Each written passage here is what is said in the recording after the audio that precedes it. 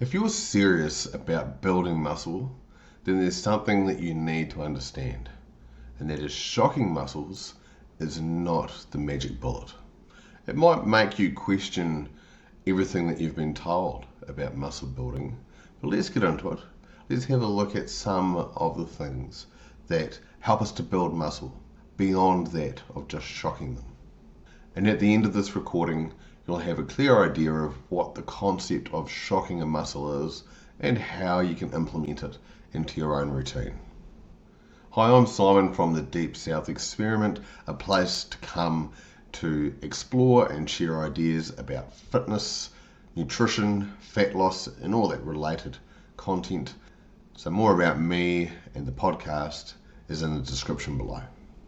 So today we'll discuss the concept of shocking a muscle, what it actually means, and we'll delve into the concept of muscle building, hypertrophy training, and progressive overload, and see what those are all about and how it relates to shocking a muscle. And we'll also have a look at how sustainable shocking a muscle is, whether it's a long-term thing or a short-term thing. So there are probably a few questions to address, first of all, and one of those is, what exactly is shocking a muscle? And how does it relate to confusing a muscle? Is it the same thing? And is that necessary for muscle growth? And how does hypertrophy training relate to just simply changing up your routine? Is there a comparison between those two? And what are the core principles of muscle growth? What really drives that process? And does shocking or confusing a muscle contribute towards those principles or have a place within those principles? And progressive overload, is that more important than simply changing up your routine? Or is that change of routine more important than a progressive overload? And then that brings up the question of consistency. Is it more important to be consistent week after week after week? Or is the idea of shocking a muscle or changing your routine more important? Does the body respond better to that? Or are other factors more important? Technique, nutrition, sleep, rest, recovery? Or is shocking a muscle the way to go? Keeping the body guessing, is that the king of all factors that we have involved here? Let's have a look at all these questions. And a list of questions wouldn't be complete in this case without that of what are the worst ways or common mistakes that people make when they try to shock a muscle. What do they actually do? They walk into a gym with the intention of shocking a muscle. What does that actually look like? And what do people do wrong? I've noticed quite a few misconceptions over the years about shocking muscles and how effective that is to progress. So a shocking of the muscle is generally something different that you do, weight, volume, different type of exercise. Something that the body will likely respond to because it hasn't been trained or isn't used to doing that particular thing. And a common misconception is how often that needs to be done and how effective it is when there could be other factors involved. You might not be well rested, you might not be feeding yourself properly, and therefore you're not really progressing. Whereas a common misconception is that you're not progressing, therefore you need to not address those factors that I just mentioned, but it must be time to shock the muscle into growth in the gym. If everything is complete, so therefore you are well rested, you are eating to support yourself, you are recovered, everything's lined up, so to speak, and then you shock the muscle, it will likely respond. But if you don't have everything lined up and your sort of magic bullet is to shock the muscle into growing or responding, then that, I'm afraid, is a misconception, because it can't do it alone. It has to be all pieces of the puzzle together to progress, not just the shock or muscle confusion alone.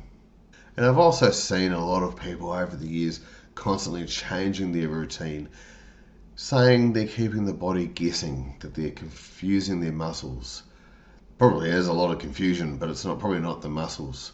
that are confused.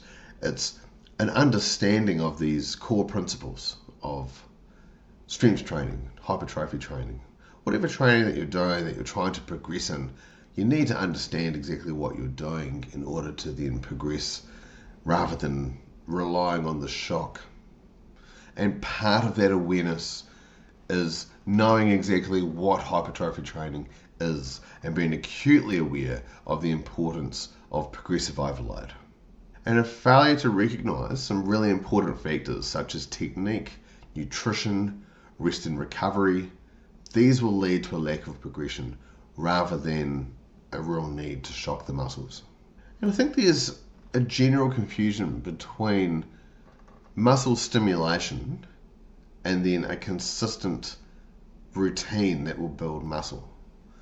And on the issue of routine, there's a real struggle, I think, for some people to balance intensity versus rest and recovery. It's very easy to outdo, if you like, your rest and your recovery in the name of intensity. So those are some things that really have to be understood and then implemented for progression to occur. So muscle hypertrophy, so muscle growth, it's the size of the actual muscle, is very much driven by progressive overload. And that progressive overload holds more importance than variety. Progressive overload is what the body will respond to. Variety tends to be what we need, not exclusively what we need. The body responds to that as well, but variety tends to be people who tend to need to want a different stimulus, need to use a different machine, a different bench, different dumbbells or barbells or cables, something different from time to time to keep them interested and intrigued and motivated to go to the gym. And if they need that, then that's fair enough. But if you're going to incorporate variety, you need to make sure that progressive overload is right at the top of the list and that has been taken care of first and foremost. Because this principle of variety really feeds into that of shocking the muscles or confusing the muscles. It's a change that occurs. Generally, it's more intense. Generally, it contains more volume.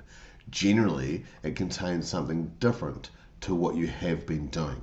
So if you need to have a different exercise or come at something from a different angle, a different grip, or a different rest period, then that variety is fine so long as you're concentrating on the progressive overload part.